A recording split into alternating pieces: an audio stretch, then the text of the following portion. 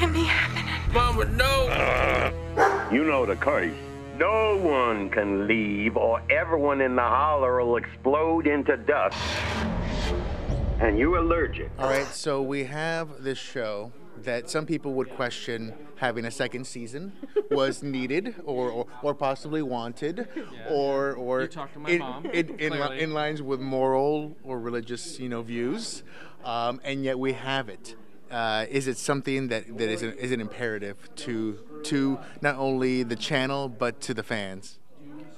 I think the fans are probably none of those people. They're not moral or religious.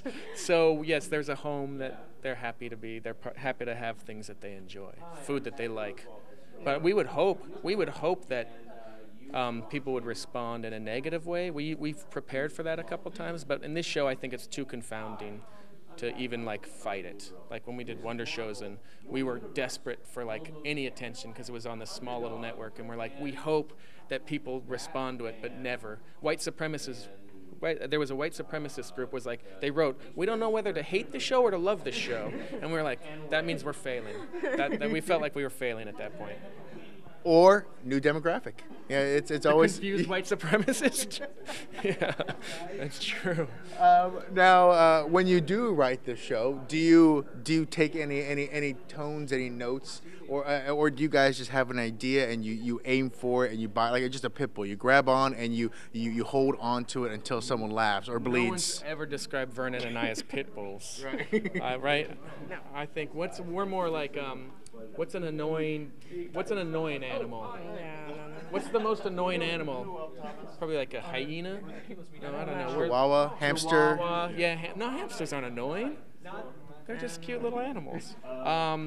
No, we just tend to come up with these ideas that we want to do and we want to see, and then meticulously try to figure out how we can do it. How we can get away with doing it so the network doesn't say no. And that's most of this task of writing is trying to figure out how to get away with something. Now talk about season 2. The cast.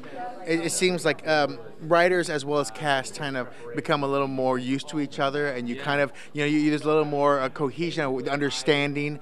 How is that working with you guys and this cast that comes into season 2? It was great. This season, several of the cast in the middle of the second season were like, it's so much easier this time. Last time I came, you guys creeped me out, the scripts creeped me out, and then I saw the show and I was like, oh, this is pretty good, which really reflects on how good of actors they are, because we didn't know that they were confused or were worried. And now I think they see the show, so they're able just to do the lines and do the jokes, and they'll give us notes, and they're kind of right because they've lived the characters more than we know.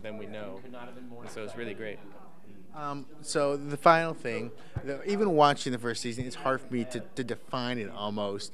How do you define it to friends who are like, well, what's that show you're working on? What's the second season's about to start? Tell me about that. I don't have any friends. Because of the show, I don't have any friends. I say if Twin Peaks was weird, that's the easy way to say it, because everyone knows Twin Peaks, and if that show was a weird show, that would be the Heart Holler.